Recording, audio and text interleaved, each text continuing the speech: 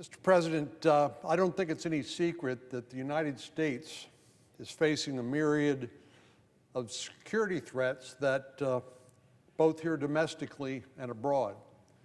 I've said, and I truly believe, this is the most dangerous time our country has experienced since World War II, due to the axis of autocracies, as it's sometimes called, ranging from Iran to Russia to China to North Korea.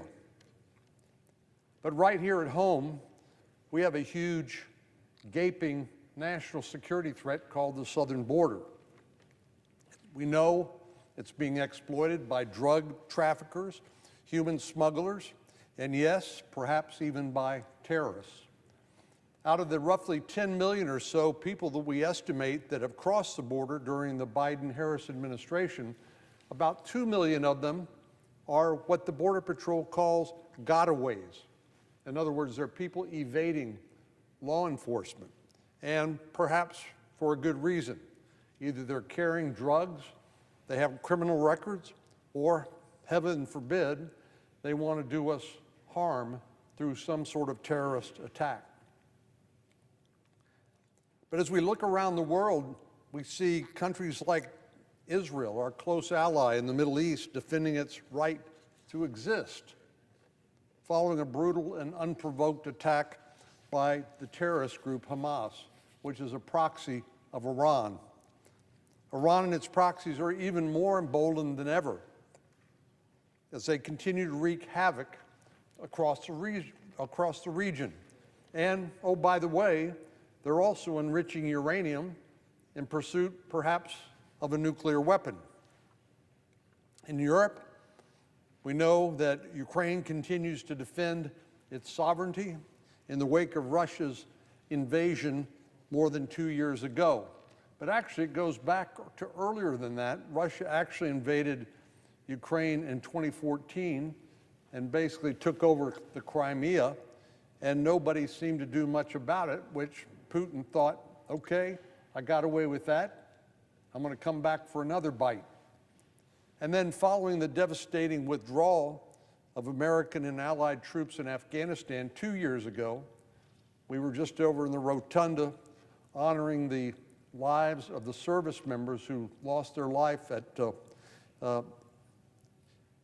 in Kabul 2 years ago as a result of the withdrawal from Afghanistan.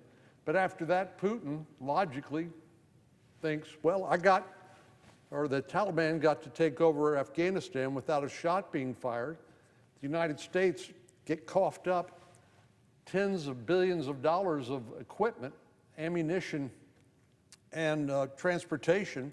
And so maybe, just maybe, this is Putin's thinking, I believe, maybe I can go ahead and invade Ukraine and I can march on Kyiv and not a shot will be fired. Well, he underestimated the will of the Ukrainian people, to be sure. In the Indo-Pacific, China continues to be aggressive and belligerent and threaten the stability of the region, especially the future of Taiwan. So there's a lot at stake, and the eyes of the world are on the United States. I've had a chance, like so many of us, to travel around the world and to talk to our friends and allies. And what I've learned is that no one, no nation can substitute for the leadership of the United States of America. If America acts, others will follow. They will join us, perhaps, but no one will take the initiative if the United States is standing back. And it's true that terrorists and dictators are watching to see how we respond. Vladimir Putin watches what we do.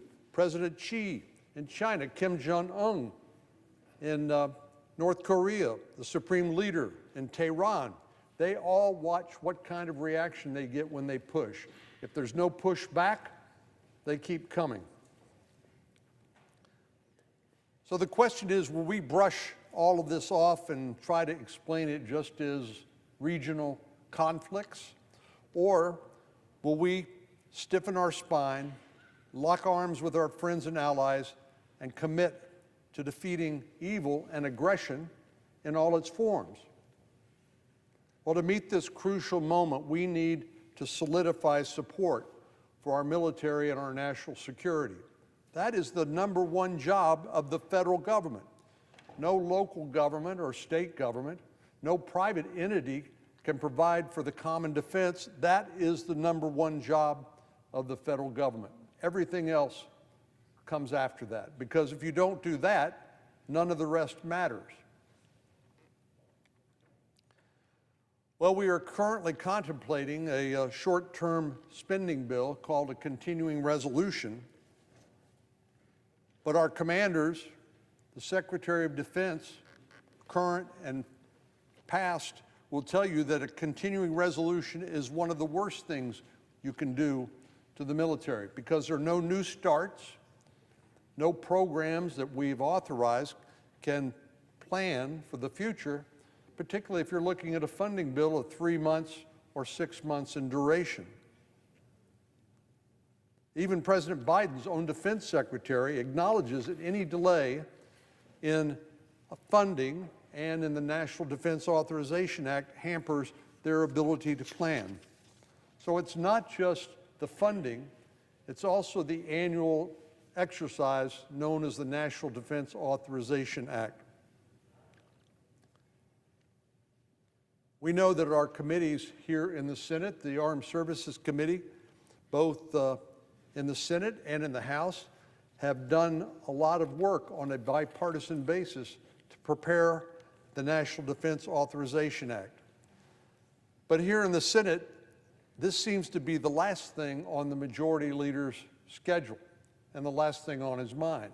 We're scheduled to be here roughly 2.5 more weeks before we break for the November the 5th election. In other words, we won't even be in session in October. So then we'll come back after the election and the so-called lame duck, and one of the must-do bills that we have to pass is the National Defense Authorization Act. It didn't have to be this way. We could have scheduled, the Majority Leader could have scheduled both an appropriations process that would make sure we didn't have to pass short-term continuing resolutions. We could have taken up the good bipartisan work of the Armed Services Committee and put the National Defense Authorization Bill on the floor, but the Majority Leader would have none of that. It's just not a priority for him. So what are we doing instead? Well, we're taking up judicial nominations, which are not insignificant, but they pale in comparison to the responsibility that Congress has to provide for the common defense. And we do that 2 ways. 1, we pass the Defense Authorization Act each year, and number 2, we fund the military and the rest of government. Well, when we do this, when the Majority Leader makes this choice, it doesn't give our commanders the certainty they need to make decisions that will serve both our short-term and long-term interests. If for our forces to continue the fight wherever necessary around the world, they need resources, they need stability, they need predictability, and they need to be able to start new important programs like multi-year procurement programs to shore up our industrial base to make sure we have the resources we need to deter aggression anywhere in the world. And there's nobody else to do it. It's the responsibility of Congress. Nobody can do this for us. We can't say, well, this is too hard, or it's inconvenient, or we have to go campaign for re-election. There's nobody else to do it. It's up to us. For more than 60 years in a row, 6 decades, Congress has passed an annual National Defense Authorization Act. That's in significant jeopardy. We're certainly not going to get it done in the next 2.5 weeks that the Majority Leader has scheduled, and he's decided to wait until the last minute to even think about it. So in all reality, this is going to be an exercise in the lame duck after the election. But it's not the only thing we need to do. As the presiding officer knows, we run out of money at the end of this month. It's the end of the annual fiscal year. And so we're going to have to pass some sort of funding bill because the majority leader did not schedule votes on appropriation bills, all 12 appropriations bills, like he should have, so we don't have to resort to a continuing resolution. Well, in my home state of Texas alone, there are roughly 225,000 service members stationed at places like Fort Cavazos, Fort Bliss, Joint Base San Antonio, the Red River Army Depot, and Ellington Field. Those are the people I think of each year when we take up the defense authorization bill. I think of them and I think of their families, because while a service member wears the uniform, families also serve our nation.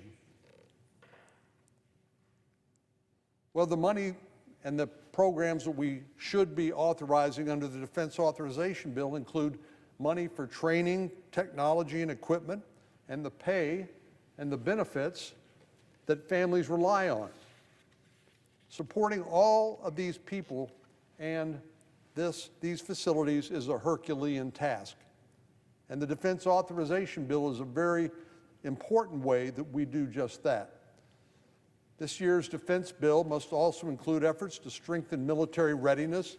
We know the nature of warfare has changed. It's not just tanks and airplanes and aircraft carriers. We're seeing what's happening in Ukraine, where the Ukrainians are using drones, relatively inexpensive drones, to knock out Russian tanks and armor. So this has changed quite a bit. The Houthis in Yemen are using inexpensive drones that are now being shot down by $2 million missiles launched from Navy ships. So the nature of warfare has changed, and we have to keep up with it, not so we can fight wars, but so we can deter those wars. We know that deterrence is the primary objective, and we know that war is a whole lot more expensive, both in terms of treasure and blood, than keeping the peace by maintaining deterrence. Well, this defense authorization bill should have a focus on reforming our procurement process so we can quickly replenish our defense stockpiles. This has been a major problem because the Pentagon is probably the world's biggest bureaucracy. And because of layers and layers of red tape and difficult processes, it's hard for innovators and creators and startups to do business with the Pentagon and with the federal government. So we are literally denied access to the latest and greatest technology because the Pentagon simply isn't postured to deal with that. So what you have to do in the case of companies like Palantir and SpaceX and Anduril, for example, just to name a few, well, SpaceX had to sue the Air Force so they could compete in space because the Air Force wouldn't allow them to compete for those projects. Now SpaceX, headquartered in Texas, launches the vast majority of payloads into space. And in fact, Boeing, whose spaceship went to the International Space Station, can't safely bring 2 of those astronauts back. So SpaceX is going to have to go get them sometime in February. But the point is, we have a lot of heavy lifting to do, a lot of hard work to do when it comes to our national security. And the way that the majority leader has decided to schedule the Senate is a disservice, not only to the men and women in uniform, but it's frankly dangerous because it doesn't allow us to maintain maximum readiness and deterrence, which is so critical. Well, one of the things that I think should be part of the Defense Authorization Bill is something called the Paid Off Act. This is critical legislation that will prevent foreign agents from acting on behalf of our adversaries from influencing U.S. policymakers. I know it's no surprise to anybody who follows the news here in Washington, D.C., but foreign countries come in and they hire lobbyists, and unbeknownst to members of Congress, those lobbyists are working on behalf, sometimes, of foreign governments, not the American people. And yet, because of a failure of the Foreign Agent Registration Act and the need to reform that legislation, there needs to be more transparency and disclosure so we know for sure who we're talking to and whose agents, whose constituency they represent. But it's not just the Paid Off Act that needs to be part of this NDAA. I'm hopeful that this bill ultimately, in the lame duck session, will include key outbound investment measures to help the United States gather more information needed to better evaluate our national security vulnerabilities, as well as confront threats from our adversaries and remain competitive on the global stage. These are important goals that are becoming more and more urgent with each passing day. But despite all this, we have yet to formally begin the process of considering the National Defense Authorization Bill, again, because this is apparently not a priority of the majority or the majority leader. In a rational world, this would already be done. At the very least, this legislation should reach the President's desk before the end of this month. But as I said earlier, Senator Schumer has only scheduled about 11 more days between now and the time we break for the election. The election actually isn't for 8 weeks. But the Senate's going to be in session 11 days. I think that's not doing our job. And the only person who can schedule the Senate agenda is the majority leader. I can't do it. The other 98 senators can't do it, only the majority leader. And he refuses to do it. Well, unfortunately, this has become standard operating procedure. We lurch from one potential shutdown to the next. We pass continuing resolutions which tie the hands of our military commanders and the Pentagon, and it just makes it impossible for government to operate as efficiently as it should. So this has become standard operating procedure in a dysfunctional Democrat-led Senate. We spend weeks voting on President Biden's controversial nominees like we're doing today, many of whom are unqualified for the jobs that they've been nominated to fill. But the majority knows, the Democratic majority knows that if they lose the majority, they won't be able to get those people confirmed. So, of course, they're trying to move as many of them as they can when they can. But what that means is that national security is kicked to the back seat and is no longer a priority.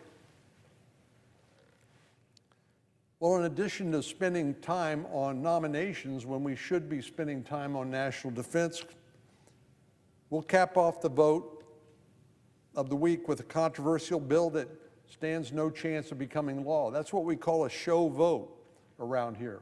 It's designed to embarrass. It's designed for political advantage. It's certainly not designed in order to accomplish the goal of passing legislation and getting it signed into law. We saw these same sort of show votes used primarily to try to gain political advantage in the upcoming election. We saw this on proposed legislation on the border, on contraception, on abortion, on in vitro fertilization, and on tax policy. In each instance, these were not efforts to try to work out differences and build consensus. This was designed to fail. That was the point, to have a show vote and then be able to have a TV ad or use it in some campaign. That's my definition of partisan gamesmanship. And it's a waste of the Senate's time, especially when so many priorities remain unaddressed, like the Defense Authorization Bill and the appropriation bills. Again, all of this could have been avoided, but it is by design, it was not. The majority leader has given us precious little time to do our job this year, and he's wasted a lot of time on partisan show votes. As a result, one of our most important responsibilities is outstanding. Just to remind everybody, the Defense Authorization Bill was completed by the Armed Services Committee more than 2 months ago. They did their job in a bipartisan way. That in and of itself is a miracle, but it should have been brought to the floor, been open for debate and votes and passage. I want to commend Senator Reid of Rhode Island, the chairman, Ranking Member Wicker, and all of our colleagues on the Armed Services Committee for doing their job. Now the majority leader needs to do his job so that we can do our job. It's long past time for Senator Schumer to bring this vital legislation to the floor. We're playing with fire, I believe, in a time when the national security threats loom so large. And I hope we will soon get a chance to debate and to vote on this bill. Given the great power competition and the fact that conflicts have unfolded in Europe, in the Middle East, the Indo-Pacific, the NDAA should be a top priority. It's regrettable that the majority leader doesn't see it as a priority. Well, Mr. President, when you can't plan, you can't get ready. And so it's no exaggeration that to say we now find ourselves in a true readiness crisis. We can't delay consideration of the Defense Authorization Bill. We can delay it, but we can't postpone our problems. And our adversaries are not acting on Majority Leader Schumer's timeline. America's strength and leadership are vital to global security and equally vital to protecting our homeland. So the Democratic-led Senate should not ignore its responsibility to bolster our readiness, and certainly should not stand in the way of the rest of us who are interested in addressing these challenges. Mr. President, I yield the floor.